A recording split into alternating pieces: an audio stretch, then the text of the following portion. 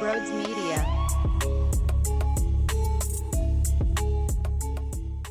A fucking nightmare. I have no faith that Bryce Harper is going to be okay. They're getting imaging done tomorrow. We'll get an update then, apparently. Bryce has never felt anything like this before. I'll tell you why you haven't. Because you haven't had a brutal, disgusting injury like this before to your hamstring. This is bad. This is awful. And I don't want to do this, but there's a part of me that is so much rage in my blood thinking about the horrendous blue behind the plate who deserves to be in jail for robbing us from greatness. Because if you just actually call the game as if there's brain cells in your head, you're out of the inning. The Marlins don't score 4 runs.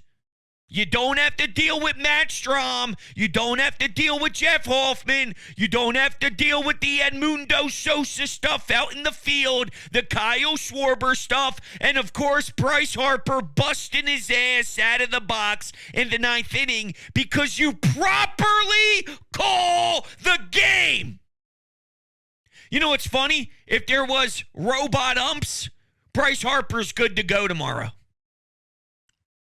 So I don't want to go there, but I'd be lying if I said I don't think it. And I'm honest with the people. What a joke. Man, did that take a turn? My God. I watched Marchand hit a fucking piss missile to left field. I watched him with an outrageous gun out to second base after using his body, blocking a ball, stepping up, electric stuff out of your backup catcher, your third string catcher, elite stuff. I mean, I thought I was watching Mike Piazza. And now, I don't know what's going on. Here's a question.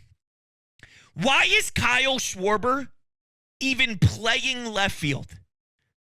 Sitting Brandon Marsh is a disgrace after what he did 1 day ago.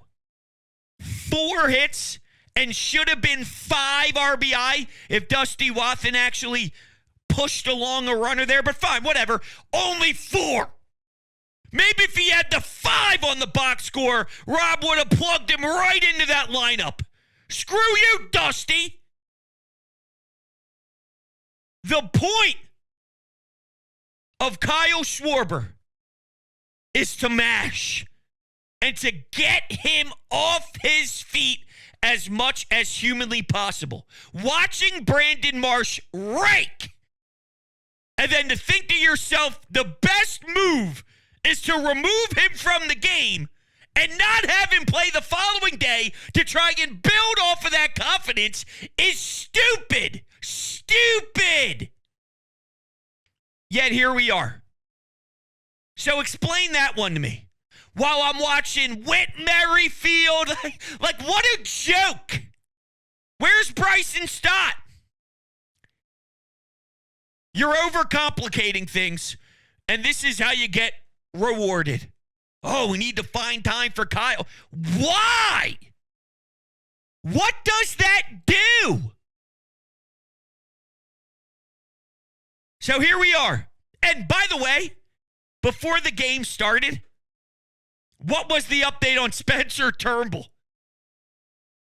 And the last we heard from Spencer Turnbull, he actually felt pretty good about himself.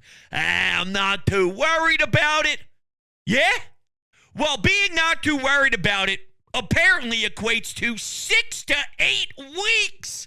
Almost 2 months we're talking. So if 6 to 8 is what they're telling us, knowing his injury history and even hearing that they're going to baby him along the way because they are very aware of what he had to dealt with in the past or what he dealt with, what he had to deal with in the past, I mean, I wouldn't be surprised if it was 10 weeks. So no JT Realmuto. Kyle Schwarber. We'll find out more tomorrow.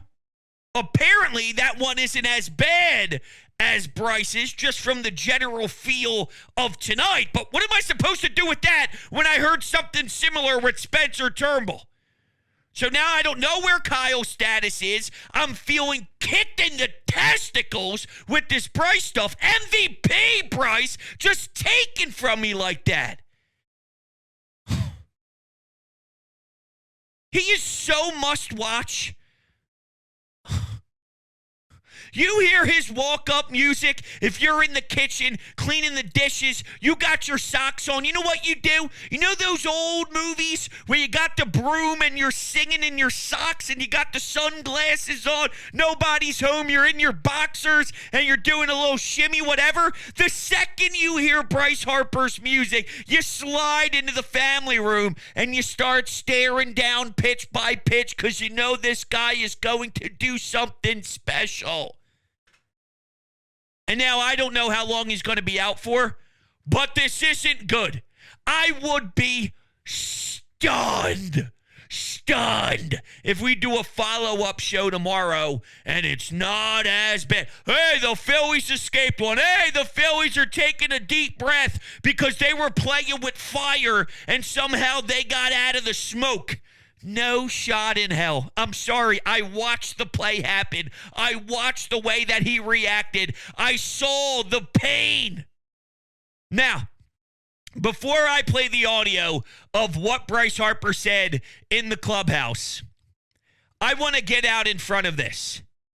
The take of "see, this is why you don't ask him to hustle" is foolish. What we witnessed today is what Bryce is. Bryce is a gamer. Bryce didn't hustle because criticism told him to hustle. Bryce hustles 99.9% of the time. That's why it's bizarre when he doesn't and it gets pointed out.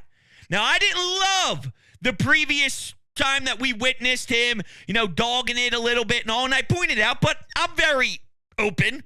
He does so much great stuff that I am not going to lose sleep over maybe a ground out in June. I mean, I don't lose sleep over it. I point it out. I might say, hey, I dislike this. But if I talk about the things I love from Bryce, well, I could do a 75-day stream compared to the 40-minute pod of things that might have ticked me off since Bryce Harper has been here in Philadelphia, if that makes sense. So, what Bryce did today wasn't a cause and an effect by recent fans discussing maybe his work ethic. Bryce's work ethic is what we saw today. How many times have you seen him go balls to the wall, going from a single to a double and try and stretch that extra bag, going from first to home, going to first to third, stealing a bag? Maybe when he was playing out in right field, him working his ass off to make a sliding catch in foul territory. Hell, his first game at first base, he's doing a quadruple backflip into the dugout. And they had to change the railing so John Middleton wouldn't lose his valuable piece in Bryce Harper. They made a change to the ballpark because he's always giving you that extra mile. It's odd when he doesn't give you the extra mile, and that's why it's noticeable when he doesn't. But the reason he gave you the effort tonight wasn't due to fans wanting him to work hard in a previous ground ball situation. This is Bryce. Bryce is a gamer. So I'm not knocking him for running extra hard. He did what he was supposed to do. This is what happens in sports, though. I'm more pissed off with the blue behind the plate, because if he doesn't bone Zach Wheeler, then the Phillies are in control. They smack around the Marlins, and then the Phils aren't even in a position where we have to ask Bryce Harper to try and get down the first base line with that level of intensity. If I have to play the blame game. It's absurd. I cannot believe it, man. I cannot believe it. This was the last thing I thought I was going to be talking about tonight.